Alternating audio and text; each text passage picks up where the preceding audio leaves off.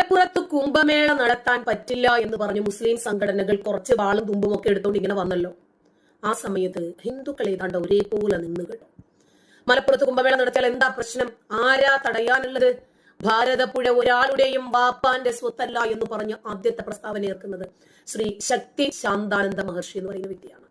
മലപ്പുറത്ത് നടക്കുന്ന, ഇപ്പോൾ കെങ്കേമമായിട്ട് നടന്നുകൊണ്ടിരിക്കുന്ന കുംഭമേളയെ ആർക്കും തടയാൻ പറ്റില്ല എന്നാണ് ഈ ശാന്താനന്ദ മഹർഷി ശക്തമായ രൂപത്തിൽ അദ്ദേഹത്തിന്റെ അഭിപ്രായം വ്യക്തമാക്കുന്നത്. ഭാരതപ്പുഴ ഒരാളുടെയും സ്വകാര്യ സ്വത്തല്ല എന്നും അദ്ദേഹം പറഞ്ഞു. സനാതന ധർമ്മത്തിന്റെ മഹാപരമ്പരയായിട്ടുള്ള കുംഭമേള മുറ പോലെ തന്നെ നടക്കുമെന്ന് അദ്ദേഹം പറഞ്ഞു. ഭാരതപ്പുഴ ആരുടെയും വാപ്പാന്റെ സ്വത്തല്ല.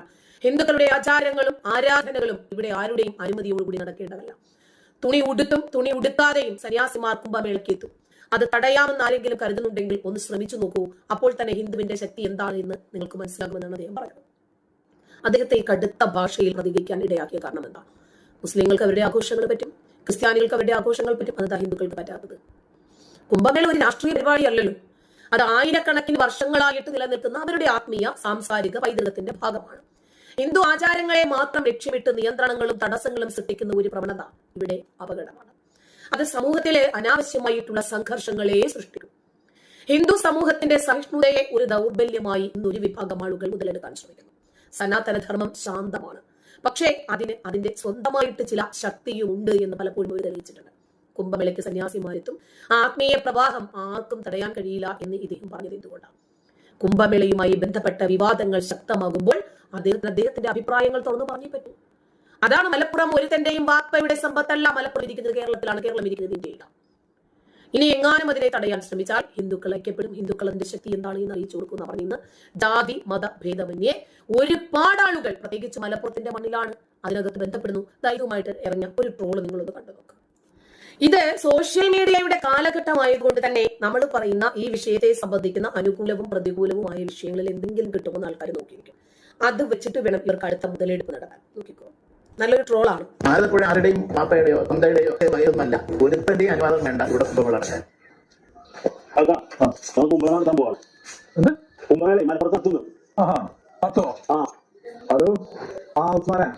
അമ്മാനേനെ വിളിച്ചോ?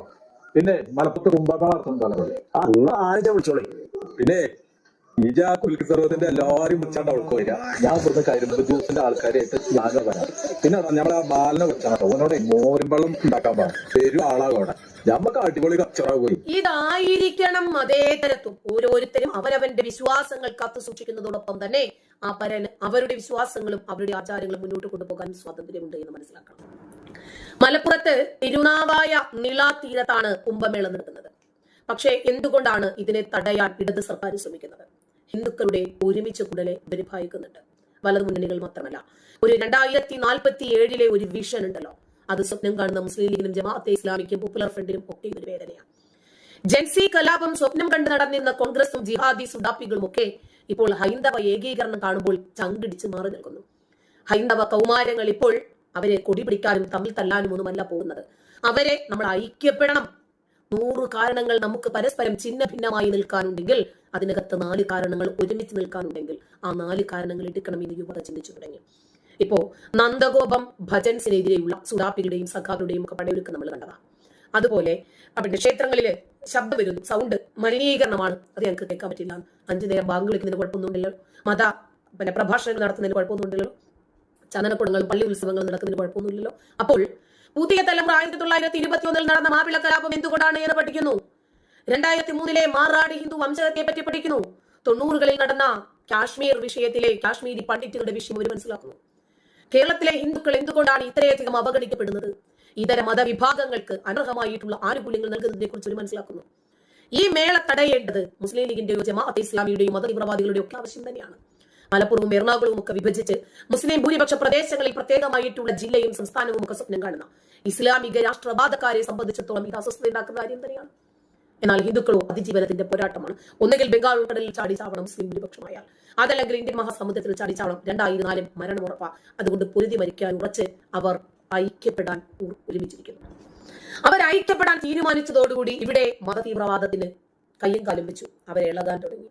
ഇത് നടക്കുന്ന സംഗതിയാണ്. ഇപ്പോൾ മലപ്പുറത്ത് ഏറ്റവും കൂടുതൽ മുസ്ലിം സ്ത്രീകൾ പങ്കെടുക്കുന്ന ഒരു ആത്മീയ സദസ്സായി കുംഭമേള മാറുമ്പോൾ മതപണ്ഡിതന്മാർ വല്ലാതെ വെക്കിളി പിടിച്ചോടുവാണ്. ഒരു കാര്യവുമില്ല.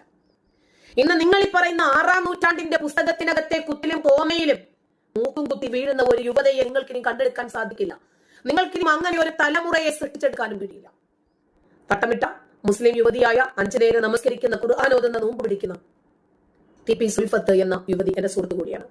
ആള് മഹാകുംഭമേളയിൽ പങ്കെടുക്കാൻ പോയിട്ട് അവര് കണ്ട അനുഭവം നമ്മളുമായിട്ട് പങ്കുചേരുന്നുണ്ട്, നമ്മളോട് പങ്കുവയ്ക്കുന്നുണ്ട്.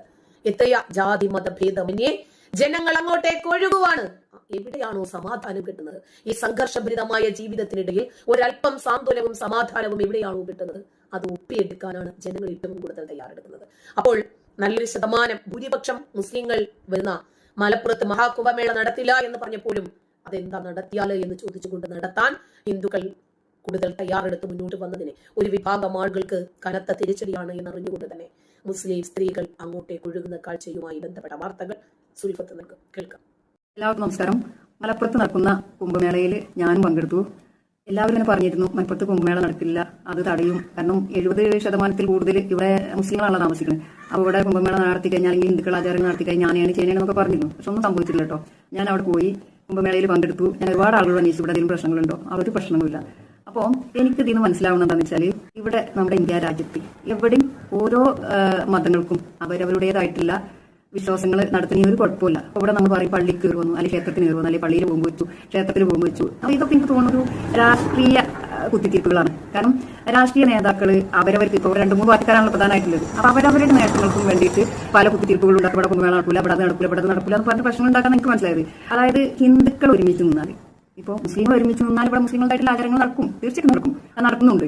അതേപോലെ തന്നെ ഹിന്ദുക്കൾ ഒരുമിച്ച് നിന്നാൽ എവിടെയും ഇത്ര കൂടുതൽ 70% മുകളിൽ മുസ്ലിംസ് താമസിക്കുന്ന ഒരു ജില്ലയിൽ കുംഭമേള നടത്തിയെങ്കിൽ പിന്നെ ഹിന്ദുക്കൾക്ക് എവിടെയൊക്കെ എന്തൊക്കെ നടത്താം. അപ്പൊ ഹിന്ദുക്കളെ ഒരു ഒരുമക്കളോടാണ് ഇവിടെ അവരുടെ ആചാരങ്ങൾ പലതും പല പ്രശ്നത്തും വരുന്നത് എനിക്ക് മനസ്സിലാവുന്നത്. നമ്മൾ ചിലരൊക്കെ പറയും നമ്പൂരിക്ക് നായർ കണ്ടുകൂടാ, നായർക്ക് ഈവനെ കണ്ടുകൂടാ, ഈവർക്ക് പിന്നെ താഴ്ന്ന ആളുകളെ കണ്ടുകൂടാ. ഇവര് തമ്മിൽ കുറെ ജാതികളാണ്. ഈ ജാതികൾ തമ്മിൽ ചിലയിടത്തൊന്നും ഒരുമല്ല, എല്ലാവരും പറയും കേട്ടോ. അതായത് ഇവർ ഒരുമിച്ച് നിന്നിട്ട് അവരവരുടെ ക്ഷേത്രങ്ങളും അവരവരുടെ വിശ്വാസങ്ങളും അതുപോലെ കുംഭമേള പോലുള്ള സംഗതികളൊക്കെ ഒരുമിച്ച് നിന്ന് നടത്തുകയാണെങ്കിൽ ഇവിടെ ഒരു മുസ്ലിമും ഒരു ക്രിസ്ത്യൻസും എതിർക്കാൻ വരില്ല. അപ്പോൾ ഇവരെ ഹിന്ദു വിഭാഗത്തിന്റെ ഒരു ഒരുമക്കുറവോടാണ് ഇവർ ഭാരതത്തിൽ മൊത്തം, അല്ലെങ്കിൽ നമ്മുടെ കേരളം മലപ്പുറത്തൊക്കെ പരാജയപ്പെടുന്നതാണ് എനിക്ക് ആ കുംഭമേള മനസ്സിലായത്. ഞാൻ അവിടെ ചെന്നപ്പോൾ അവിടെ പല രാഷ്ട്രീയ പാർട്ടികളുണ്ട്. പിന്നെ വലിയ വലിയ നേതാക്കളെ കണ്ടത് BJPയിലുള്ള നേതാക്കൾ മാത്രമേ ഉള്ളൂ. അത് എന്തുകൊണ്ടാണ് കമ്മ്യൂണിസ്റ്റ് കോൺഗ്രസ് ലീഗൊന്നും വരാൻ ഞാൻ എനിക്ക് മനസ്സിലായില്ല. ഞാൻ ഇലക്ഷൻ അടുത്ത് വരില്ല, പിന്നെ ഇപ്പോൾ മറ്റ് മതസ്ഥർക്ക് ഇഷ്ടപ്പെടില്ലേ എന്ന് വിചാരിച്ചിട്ടുണ്ടെങ്കിൽ എനിക്ക് മനസ്സിലായില്ല. അവിടെ ഒരു BJP നേതാക്കൾ ആണ് കൂടുതൽ പങ്കെടുത്തത്. അവിടെ സാധാരണക്കാർ കേട്ടോ, എല്ലാ ജാതിയിൽപ്പെട്ട ആളുകളുണ്ട്, എല്ലാ പാർട്ടിയിലും പെട്ട ആളുകളുണ്ട്. ഒരുപാട് ആളുകൾ പരിചയപ്പെട്ടു, ഒരുപാട് ആളുകളെ കണ്ടു, സംസാരിച്ചൊക്കെ ചെയ്തു. അപ്പൊ എനിക്കവിടെ മൊത്തത്തിൽ മനസ്സിലായത്, കാരണം എനിക്ക് ആചാരങ്ങളെ കുറിച്ചൊന്നും ഞാൻ കുംഭമേള അങ്ങനെയുള്ള ആചാരങ്ങളെ കുറിച്ചൊന്നും ഞാൻ കൂടുതൽ പഠിച്ചിട്ടില്ല. പക്ഷെ എന്നാലും അവിടെ ഒരു മലപ്പുറമാണ്, അവിടെ ബോംബാണ്, കത്തിയാണ്, മലപ്പുറം കത്തിയാണ് എന്നൊക്കെ പറയുന്നിട്ടിരുന്നു. അപ്പൊ അതൊക്കെ കാണാൻ കേൾക്കാം, അതിന് പങ്കെടുക്കാൻ എന്താണെന്ന് നോക്കുന്ന സത്യാവസ്ഥ അറിയാലോ എന്ന് വിചാരിച്ച് പോയതാണ്. അപ്പൊ അവിടെ ഒന്നുമില്ല, വളരെ ഭംഗിയിട്ടാണ് എല്ലാവരും ഒത്തൊരുമിച്ച്, അതായത് ഹിന്ദുക്കളിൽ എല്ലാ വിഭാഗത്തിലും പെട്ട ആളുകൾ പിന്നെ ഒത്തൊരുമിച്ച് അവരുടേതായിട്ടുള്ള ആചാരങ്ങളോട് ചെയ്യുന്നതാണ് മനസ്സിലാക്കാൻ കഴിയും. പിന്നെ ഏതെങ്കിലും ഒരു മുസ്ലിം തീവ്ര മൈൻഡിലെ, അല്ലെങ്കിൽ ഏതെങ്കിലും ഒരു ഹിന്ദു തീവ്ര മൈൻഡിലെ ആളുകളൊക്കെ തമ്മിൽ ഡാദ്യോ മാതൊക്കെ പറഞ്ഞ് വിട്ട് കുത്ത് ചവിട്ടൊക്കെ ഉണ്ടെങ്കിൽ അത് അവരവരുടെ പോരായ്മയാണ്. നിങ്ങളെ ഒരുമിച്ച് നിന്നാൽ നിങ്ങളെ എതിർക്കാനോ നിങ്ങളെ തടയാനോ നിങ്ങളെ ആചാരങ്ങൾ പിന്നെ നശിപ്പിക്കാനോ ഒന്നും ആരും വരില്ല. നിങ്ങൾ ഒത്തൊരുമിയിൽ നിന്ന് എവിടെയെങ്കിലും വിജയിക്കും. അവരവർക്ക് എന്തായാലും എന്ത് പേരിൽ പ്രാർത്ഥിച്ചാലും അതൊക്കെ എത്തുന്ന ഒരു സൃഷ്ടാവിലല്ലേ, എല്ലാവർക്കും ഒരു ശക്തിയുണ്ട്. ആ ശക്തിക്ക് തന്നെയല്ലേ എല്ലാവരും പറയുന്നത്. എല്ലാവർക്കും